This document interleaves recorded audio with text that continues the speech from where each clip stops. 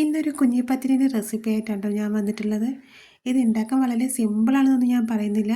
ഒരു ഇത്തിരി പണിയൊക്കെ ഉണ്ട്. പക്ഷേ എന്നാലും കഴിക്കാൻ നല്ല ടേസ്റ്റ് ഉണ്ട്. സൂപ്പർ സാധനമാണ്. ഇത് ഉണ്ടാക്കാനായിട്ട് ആദ്യം നമുക്കൊരു ഫില്ലിങ് വേണം. നമ്മൾ നോർമലി സമൂസക്കൊക്കെ ഉണ്ടാക്കുന്ന സെയിം ഫില്ലിംഗ് ആണ്. അതിലേക്ക് ഞാൻ ഉപ്പും കുരുമുളകും ഇട്ട് വേവിച്ച ബീഫാണ് ഇട്ടിട്ടുള്ളത്. അപ്പോൾ ഇത് നന്നായിട്ട് മിക്സ് ചെയ്തിട്ടൊന്ന് നമുക്ക് മാറ്റി വെക്കാം. ഇനി വേറൊരു പാത്രത്തിൽ 2 കപ്പ് പത്തിരിപ്പൊടി എടുക്കുക. നമ്മൾ നൈസ് പത്തിരിയൊക്കെ ഉണ്ടാക്കുന്ന സെയിം പൊടിയാണ്. അതിലേക്ക് തിളച്ച വെള്ളം ഒഴിച്ച് ആവശ്യത്തിന് ഉപ്പും ചേർത്ത് നന്നായിട്ടൊന്ന് ഇളക്കിയെടുക്കുക. ഇതിലേക്ക് 1 കപ്പ് അജീമിൻ്റെ പുട്ടുപൊടി ഒന്ന് കുതിർത്ത് വെച്ചതും കൂടി ആഡ് ചെയ്യണേ.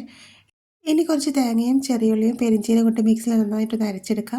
ഇത് ചേർത്ത് ഈ മാവ് ഒന്ന് കുഴച്ചെടുത്തതിന് ശേഷം ചെറിയ ചെറിയ പത്തിരികളാക്കി ഇതേപോലെ ചെയ്തെടുക്കുക. ഇനി ഇതൊന്ന് ആവിയിൽ വേവിച്ചെടുക്കണം.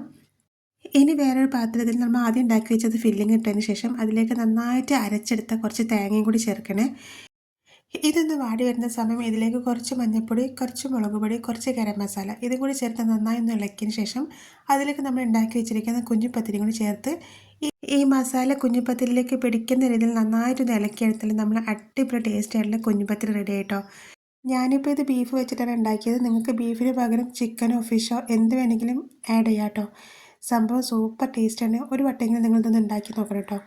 എൻ്റെ വീഡിയോ ഇഷ്ടപ്പെട്ടാൽ എല്ലാവരും എന്നെ ഒന്ന് സപ്പോർട്ടും കൂടി ചെയ്യണേ.